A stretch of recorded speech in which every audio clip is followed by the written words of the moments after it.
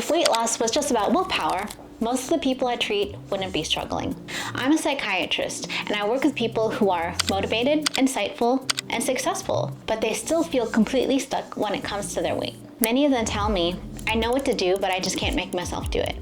And here's the truth, that's not a character flaw. Today I want to talk about why weight loss is not just about willpower and what's actually happening in the brain and body and why it feels so hard. Hi, I'm Dr. Marie Dona, youth and adult psychiatrist, and I'm a board certified psychiatrist and the founder of Dona Wellness Clinic.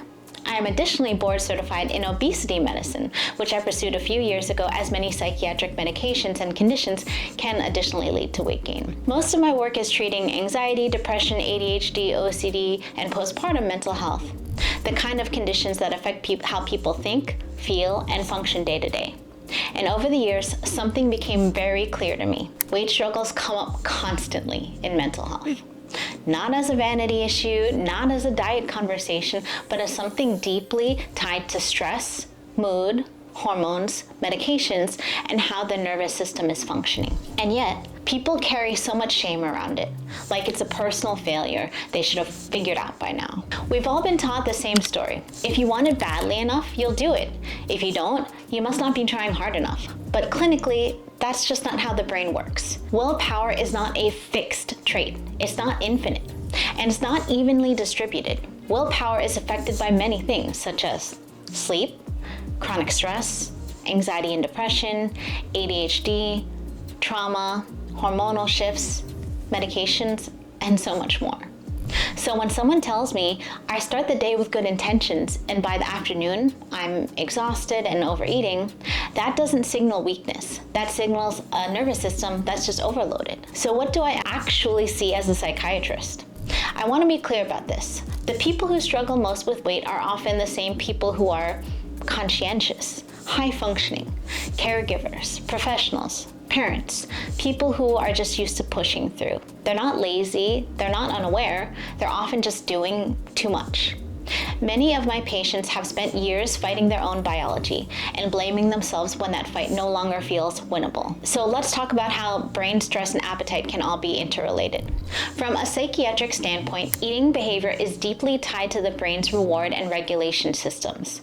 A few important things happen under chronic stress. Cortisol goes up, which increases appetite and fat storage. Dopamine signaling changes, which affects motivation and reward. The brain seeks out quick comfort and predictability. If you have anxiety, depression, or ADHD, this effect is even amplified. This is why someone can know what they want long-term, but still feel pulled toward short-term relief. That's not a failure of values, that's just neurobiology. And this is also why generic advice doesn't work for so many people. Just track your calories, just eat less, just move more.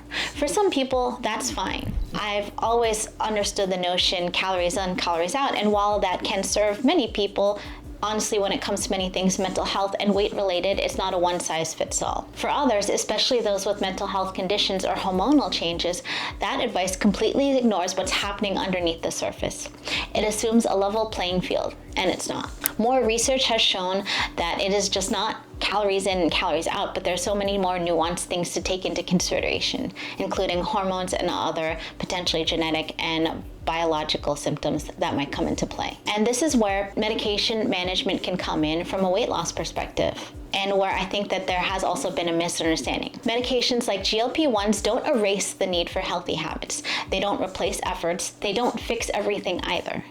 What they can do for the right person is quiet the constant mental noise around food. When I talk about medications, I always utilize them as a tool. They are not a one-size-fits-all. They're not going to completely erase someone's eating habits, but along with psychiatric medication, I always recommend behavioral changes and medications work hand in hand for sustainability and longevity. They are a tool that can be helpful for someone if they are battling their own body or their own biology. When someone might consider a weight loss medication and they actually are started on one, they can make such huge differences. Some of these things that people have described to me once they've started a medication like a GLP-1 often describe less obsession, fewer urges, more mental space, and the ability to pause when it comes to eating. From a psychiatric lens, that's huge, because once the brain isn't fighting itself all day, people can actually engage in sustainable behavioral changes. So why did I actually create this separate program? Well, at Dona Wellness Clinic, my primary work is psychiatry, but because I kept seeing this overlap, mental health, stress, hormones, weight, and also because patients had asked me about this specifically, I created a separate physician-led medical weight management program. It's intentionally separate from psychiatric care so that expectations are clear, care is thorough, risks and benefits are properly discussed, and each area gets the attention that it deserves. This program isn't about quick fixes. It's about treating weight as a medical issue, not a moral one. Also, as a psychiatrist, I additionally have expert knowledge and increased awareness around different types of eating disorders, such as anorexia, bulimia, body image, and other types of disordered eating, which may impact weight and metabolic health. If you take one thing from this video, let it be this. Struggling with weight does not mean something is wrong with you. It often means your body needs support and not criticism. Whether or not medical weight management is right for you, I hope that this changes the way that you talk to yourself.